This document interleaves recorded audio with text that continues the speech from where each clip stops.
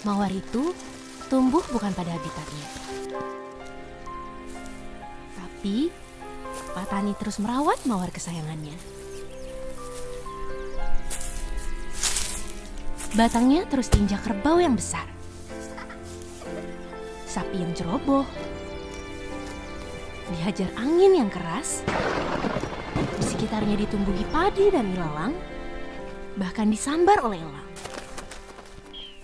Halo semua, di video kali ini saya akan membahas seputar strategi komunikasi pemasaran politik Partai Solidaritas Indonesia atau PSI pada pemilu tahun 2024. Sebelumnya saya membuka video ini dengan iklan PSI yang menggunakan simbol bunga mawar karena simbol tersebut menjadi bagian yang sangat penting dari branding politik PSI.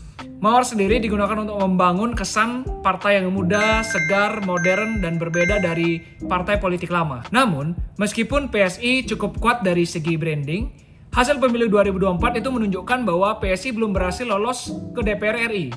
Karena berdasarkan data, PSI hanya memperoleh sebanyak 4.260.169 suara atau sekitar 2,81%. Sementara, ambang batas dari parlemen adalah 4%. Artinya, PSI berhasil dikenal publik, tetapi belum berhasil mengubah popularitas tersebut menjadi suara elektoral yang cukup. Menurut saya, kelemahan utama dari komunikasi pemasaran politik PSI adalah segmentasinya yang terlalu sempit.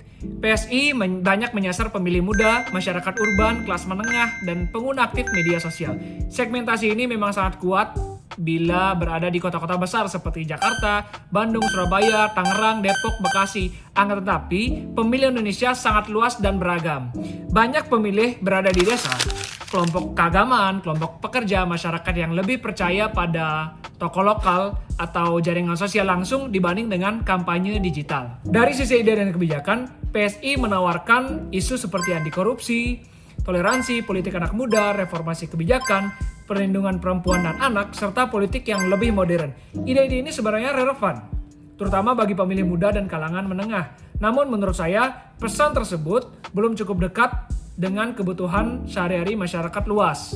Banyak pemilih lebih membutuhkan pesan yang konkret, misalnya soal harga kebutuhan pokok, lapangan pekerjaan, pendidikan, kesehatan, UMKM, dan kesejahteraan keluarga. Positioning PSI adalah sebagai partai anak muda, modern, progresif, dan bersih. Positioning ini jelas dan mudah dikenali. Akan tetapi, positioning tersebut juga memiliki risiko, karena PSI dapat terlihat hanya mewakili kelompok tertentu, bukan semua lapisan masyarakat.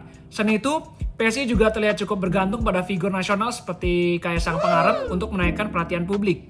Strategi ini memang dapat meningkatkan awareness, tapi belum tentu menciptakan kepercayaan dan loyalitas dari pemilih.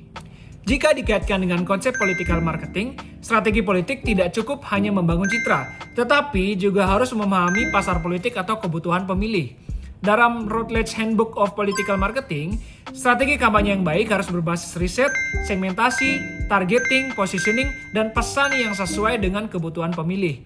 Jadi, partai harus tahu siapa pemilihnya, apa masalah mereka, dan bagaimana pesan politik disampaikan secara tepat. Faktor lain yang membuat PSI tidak lolos adalah lemahnya mesin politik akar rumput. Dalam pemilu legislatif, media sosial penting, tetapi tidak cukup. Partai juga harus memiliki kader calon legislatif, relawan, saksi, dan jaringan lokal yang kuat sampai ke daerah pemilihan. Partai besar biasanya menang bukan hanya karena iklan, tetapi karena memiliki struktur politik yang bekerja langsung di masyarakat. Menurut saya, strategi yang dapat dilakukan oleh PSI ke depan adalah memperluas segmentasi pemilih. PSI tetap bisa mempertahankan citra sebagai partai muda, tetapi harus masuk ke isu ekonomi rakyat. Misalnya, lapangan pekerjaan, UMKM, harga bahan pokok, pendidikan vokasi, dan perlindungan pekerja muda. Dengan begitu, PSI tidak hanya terlihat sebagai partai anak muda perkotaan, tetapi juga partai yang punya solusi untuk masyarakat luas. Selain itu, PSI perlu memperkuat kandidat lokal dan komunikasi langsung dengan masyarakat. Kampanye digital harus dikomunikasikan dengan kerja lapangan seperti pendampingan warga, kegiatan sosial, advokasi UMKM, dan pendidikan politik di daerah. PSI perlu menyampaikan pesan yang lebih sederhana, emosional, dan mudah diingat oleh pemilih. Sebagai kesimpulan, PSI tidak lolos parliamentary threshold bukan karena tidak dikenal, tetapi karena popularitasnya belum cukup kuat untuk dukungan elektoral. PSI sudah memiliki branding yang menarik melalui simbol bunga mawar sebagai representasi partai muda, segar, modern. Namun, ke depan, PSI perlu bergerak dari sekedar simbol bunga mawar menuju simbol gajah yang dapat dimaknai sebagai kekuatan, ketahanan, dan pijakan politik yang lebih besar. Artinya, PSI harus memperluas segmentasi pemilih, memperkuat jaringan akar rumput, membangun isu ekonomi rakyat, dan menghadirkan kerja politik nyata agar mampu bersaing serta menembus parlemen pada pemilu berikutnya. Sekian dan terima kasih.